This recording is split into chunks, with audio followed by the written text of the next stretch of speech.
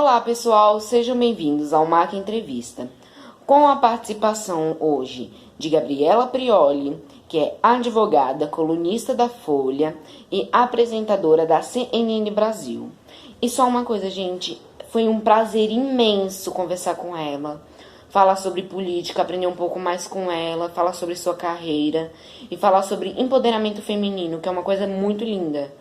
Então confere aí. Me chamo Gustavo e a minha pergunta é a seguinte: como você se sente por ser sempre o alvo de ataque ao comentário sobre a política no Brasil? Oi, Gustavo, gostei da sua pergunta.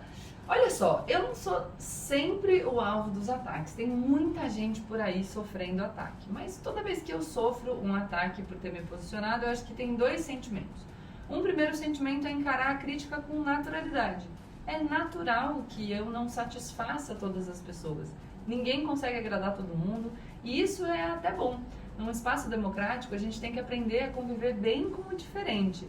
É claro que a gente não deve aprender a conviver e não deve admitir conviver com a intolerância, com o discurso de ódio. Mas a pessoa que é diferente, que pensa diferente da gente, que propõe soluções diferentes para os problemas que a gente enfrenta, não é a nossa inimiga. Ela pode ser só adversária, pode ser adversária num momento e não ser em outro. Então acho que a primeira coisa é lidar com naturalidade. Aí tem um segundo sentimento que é, às vezes, quando a crítica vem de maneira muito agressiva, a gente fica um pouco chateado. Um jeito legal de lidar com isso é a gente pensar que toda crítica violenta tem a confissão de uma dor. Falei um pouco difícil? É assim, se você tá feliz, você não é violento com outra pessoa. A pessoa que agride é uma pessoa que sofre. Então isso me faz pensar que a gente tem um problema sério para resolver. E eu sinceramente gostaria que todas as pessoas vivessem melhor e que vivendo melhor, elas não sentissem a necessidade de atacar outras pessoas. Então, se eu puder te pedir uma coisa, eu diria para você me ajudar aí com seus amigos a criar esse ambiente em que a gente pode discutir os assuntos com quem discorda da gente de forma educada e querendo construir alguma coisa, e não de forma violenta e pensando em destruir nada. Pode ser? Posso contar com você? Beijo. Olá, Gabriela Prioli, eu sou Vitor Ribeiro e eu gostaria de saber o que te motiva a falar sobre política. Oi, Vitor, obrigada pela sua pergunta. O que me motiva a falar sobre política é o que me motiva a falar sobre todos os assuntos que eu compartilho com as pessoas. Toda vez que eu aprendo alguma coisa que muda a minha vida, eu sinto a necessidade, a vontade de compartilhar esse conhecimento com outras pessoas, porque eu acho que elas podem experimentar a mesma mudança, a mesma melhora que eu experimentei na minha vida. Então, ao longo dos anos e a partir dos livros e dos meus professores, eu fui aprendendo um pouco mais sobre política e fui me convencendo de que fora da política a gente não vai conseguir resolver muita coisa. Então, a gente precisa entender melhor como as coisas funcionam para aprender a se posicionar, a fazer a crítica certa, a não ser manipulado pelas pessoas que entendem muito bem como a política funciona. Se a gente não entender, a gente vai ficar na mão de quem entende. Então, é isso que me motiva. Beijo.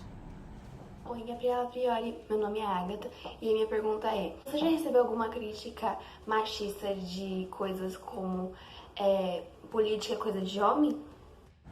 Agatha, querida, já recebi várias críticas machistas me dizendo que vários assuntos são coisa de homem e que eu não poderia falar sobre eles, ou ainda que eles admitissem, ainda que eles me deixassem falar sobre os assuntos, que se eu fosse falar sobre política, por exemplo, eu devia fazer isso de cabelo preso, sem brinco. Por acaso hoje eu tô sem brinco, mas eu uso brincos grandes muitas vezes.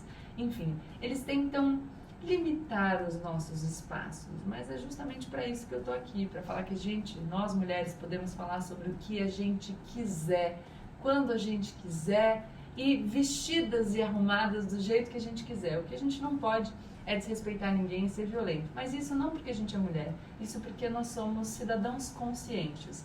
Então aqui conversando de mulher para menina, porque você ainda tem alguns anos para chegar na minha idade, eu diria que eu me sinto muito feliz por enfrentar essas críticas machistas que eu enfrento hoje E sempre que elas vêm, eu penso que ao me posicionar de maneira muito firme contra esse pensamento de que as mulheres não podem estar na política, eu estou tornando o caminho, eu estou abrindo o caminho para uma pessoa como você, Ágata, que eu tenho certeza que vai vir aí caminhando atrás de mim e mostrando para os homens que a gente pode ocupar todos os espaços.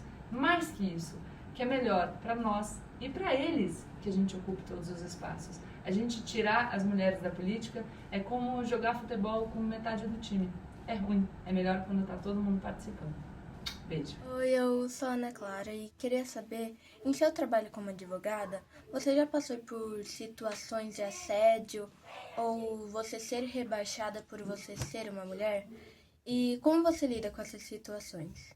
Oi, Ana Clara, tudo bem? Olha só, já sofri assédio sim, como advogada e também nas outras profissões que eu exerci na minha vida, e também já fui rebaixada em diversas oportunidades. Nas ocasiões em que eu sofri assédio, eu teria que te contar uma por uma. Em algumas, quando eu era mais nova, eu não soube como reagir, porque a situação te pega desprevenida, você fica ali meio sem saber o que fazer. E aí depois, com o tempo, eu fui ficando mais madura e aprendi a me posicionar com bastante firmeza, sempre sendo muito educada, mas com bastante firmeza. Então, hoje eu sempre respondo de um jeito: olha, não gosto dessa brincadeira, eu gostaria, por favor, que você não falasse comigo nesse tom, você está me deixando desconfortável, eu gostaria que a gente mudasse o rumo dessa conversa. Enfim, me posiciono de maneira firme e isso tem funcionado. Quando as pessoas tentam me rebaixar, poxa vida, já passei por isso muitas vezes. O que eu daria de dica para você? Eu acho que o principal é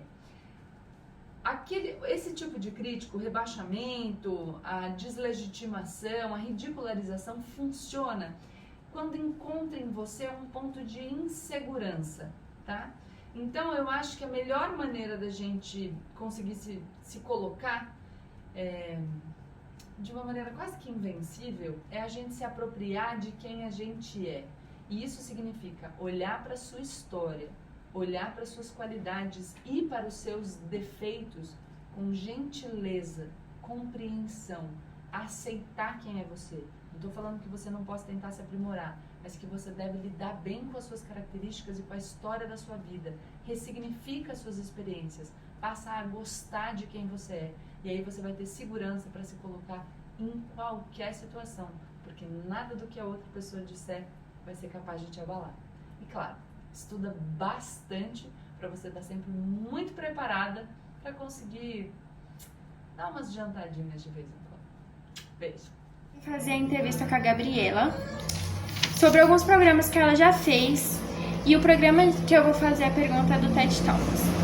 Em sua participação no TED Talks, como foi receber buzinas ao invés de palmas? A última pergunta, eu não tenho o nome da minha entrevistadora, mas tudo bem. Ela me perguntou sobre o meu TED Talks, como foi receber buzinas no lugar de palmas. Foi estranho, confesso. Mas o mais estranho mesmo foi não conseguir ter um contato visual tão direto com as pessoas que estavam me assistindo. Toda vez que a gente está falando para uma audiência, a gente fica esperando a reação das pessoas, para saber se elas estão gostando daquilo que a gente está falando, se elas estão entendendo, ou se elas estão rejeitando alguma coisa que a gente falou.